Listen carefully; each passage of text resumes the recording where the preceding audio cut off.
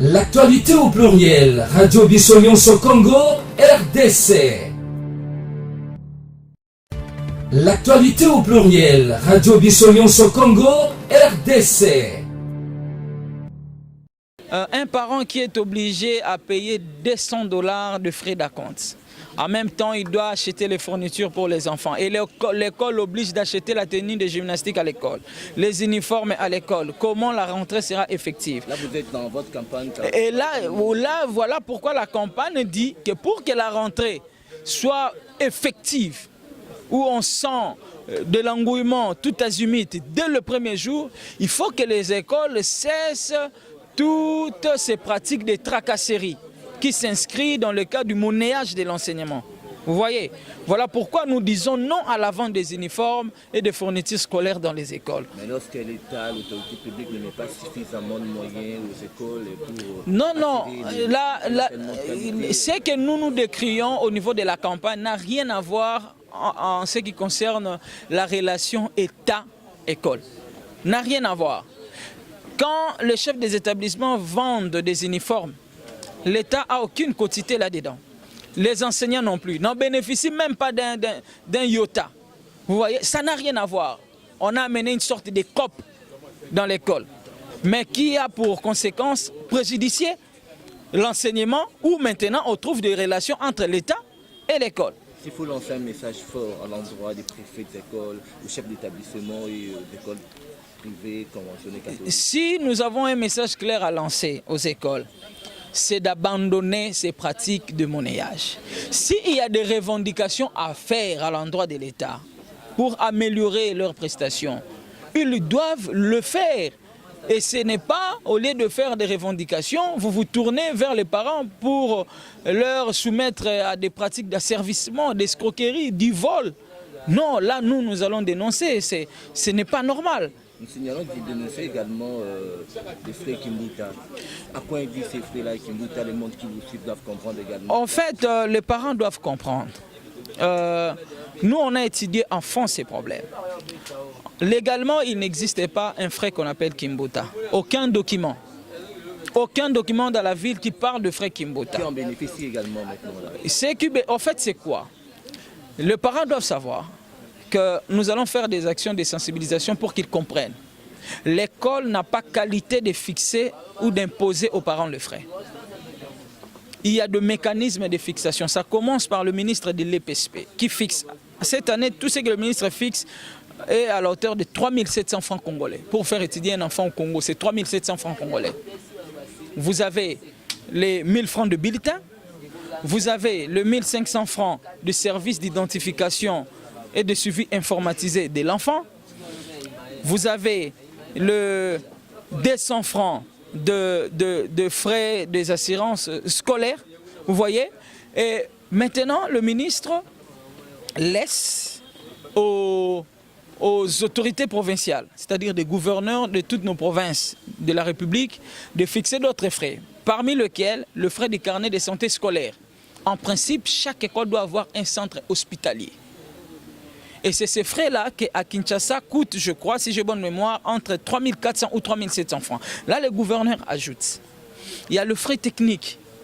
Il y a le frais de commission de promo scolaire. Il y a le frais de constitution des bibliothèques. Les parents doivent savoir qu'aucune école peut manquer de bibliothèques, alors que dans ce qu'ils payent, il y a une quotité que le gouverneur instruit aux écoles de constituer les bibliothèques. Pourquoi maintenant dit la majoration des certains frais au niveau des écoles? Ok, c'est là où maintenant est entretenu le flou, et le flou plutôt. Voilà pourquoi nous, dans la campagne, nous sommes aussi inscrits dans une action de lutte contre l'ambiguïté de cette majoration. La majoration intervient au niveau de la fixation des apports des parents. Parce que les écoles ont estimé, ils ont fait voir au gouverneur des provinces, que par exemple, payer seulement 20 200 francs. Et dans le 20 200 francs, ce qui remonte à l'État, c'est 3700 francs congolais seulement. Tout ce qui reste là, reste à l'école.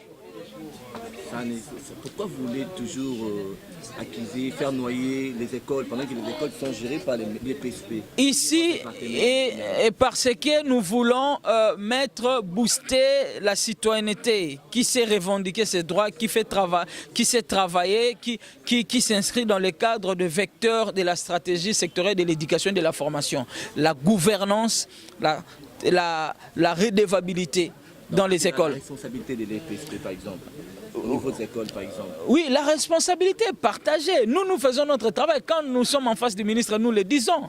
Je crois que vous participez dans nos activités. Nous organisons des sit-ins à l'EPSP. Apparemment, nous ressentons une incohérence vraiment...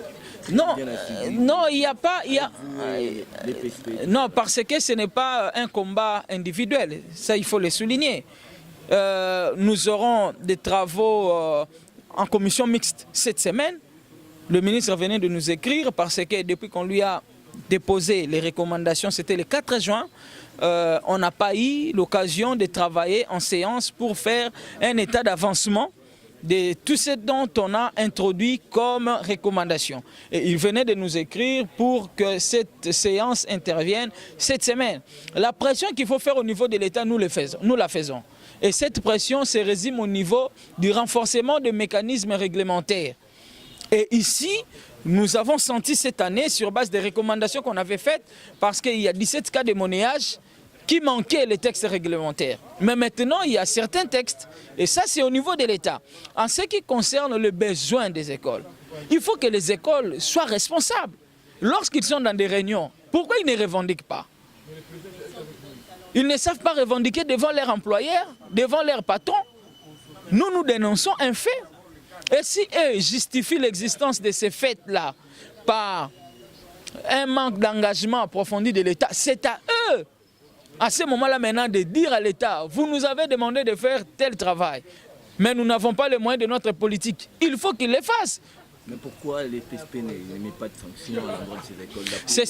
C'est ce que nous décrions chaque jour. Une sorte d'attitude opaque. Une sorte d'attitude opaque vis-à-vis de ces responsables d'école qui n'obéissent pas aux règles. Et nous dénonçons, nous appelons, nous le disons, nous étions chez vos confrères, on l'a dit, que nous devons voir les sanctions.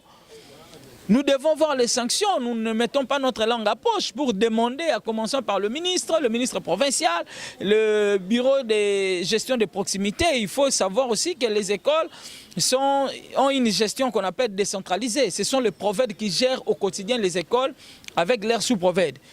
Nous disons aux prophètes de sanctionner tous ces responsables d'école qui n'obéissent pas à la réglementation. Dans votre allocution aujourd'hui des frais d'assurance scolaire, ça existe également? Oui, les parents ne savent pas que dans ce qu'ils payent, il y a un frais qui coûte 200 francs.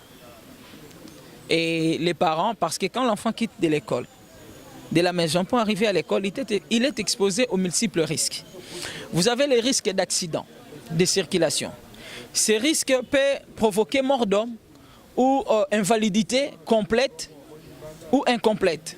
Ouais, c'est-à-dire un bras cassé et consort. Il y a un autre risque, c'est l'enfant peut poser un acte qui peut provoquer de préjudice, des dommages. Par exemple, les enfants jouent au football à l'école, le ballon quitte de l'école pour sur une voiture où il y a peut-être cassure de pare-brise. L'enfant sera obligé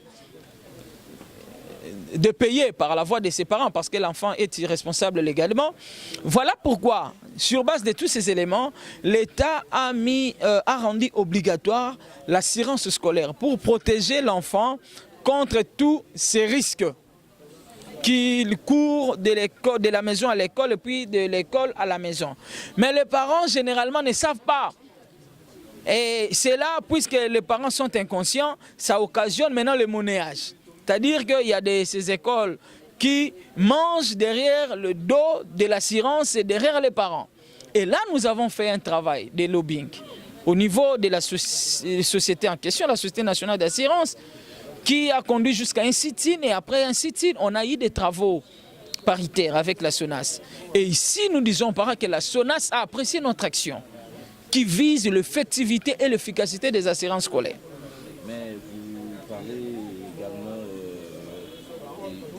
parlez également votre plaidoyer qui va permettre à ce qu'il y ait un enseignement de qualité en République démocratique du Congo. Oui. À quoi cela va consister concrètement? L'enseignement des qualités, en général, passe par, avant tout, L'actualité au pluriel, Radio Bissonion sur Congo, RDC.